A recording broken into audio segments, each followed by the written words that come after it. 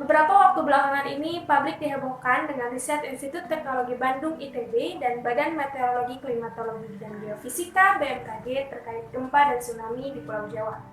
Berdasarkan skenario pemodelan kebencanaan, tsunami dengan skala masif mungkin saja terjadi jika segmen-segmen megatrust di sepanjang Pulau Jawa terjadi secara bersamaan.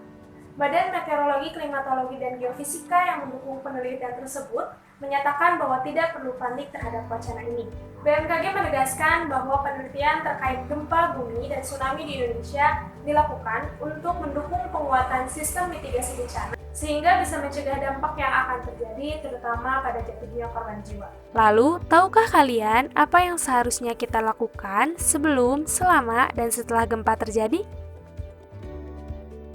Siap siaga sebelum gempa terjadi artinya kita mempersiapkan diri dan mengantisipasi sebelum gempa benar-benar terjadi.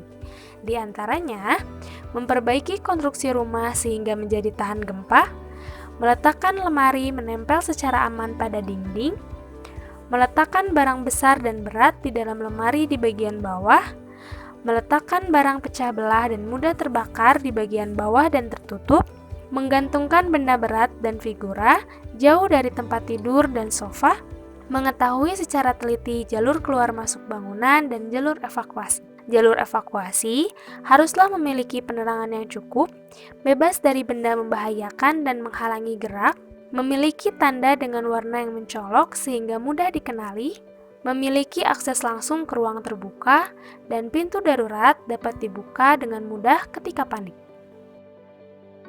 Mengetahui tempat aman di dalam dan luar rumah atau titik kumpul. Titik kumpul haruslah aman dan mudah terjangkau, memiliki jarak minimum 20 meter dari bangunan, berupa jalan atau ruang terbuka, cukup untuk menampung dan tidak menghalangi kendaraan dari petugas keamanan ataupun tim medis, serta memiliki tanda yang diletakkan tepat dan dekat dengan titik kumpul. Menyiapkan barang penting dalam satu tas, yaitu tas emergensi, yang terdiri dari surat-surat berharga, pakaian, kotak P3K atau obat-obatan, air minum, makanan siap saji dan tahan lama, uang tunai, alat bantu penerangan seperti lilin ataupun lampu senter, dan alat komunikasi.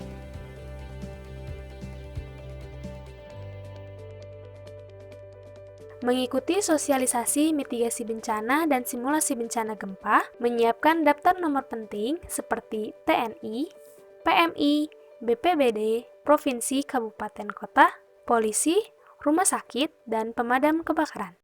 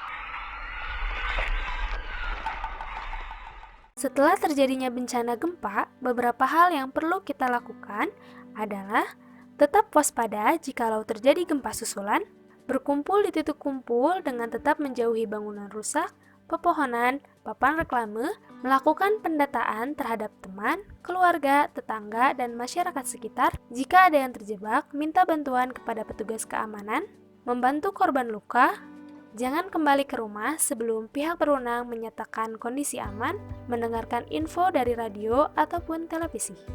Nah, itulah beberapa hal yang perlu kita perhatikan sebelum, saat, dan setelah terjadinya gempa bumi. Ingat, bencana tidak bisa kita hindari, tapi kita dapat meminimalisir dampak yang mungkin terjadi saat dan setelah terjadinya bencana. Tetap siap untuk menghadapi bencana dan terima kasih.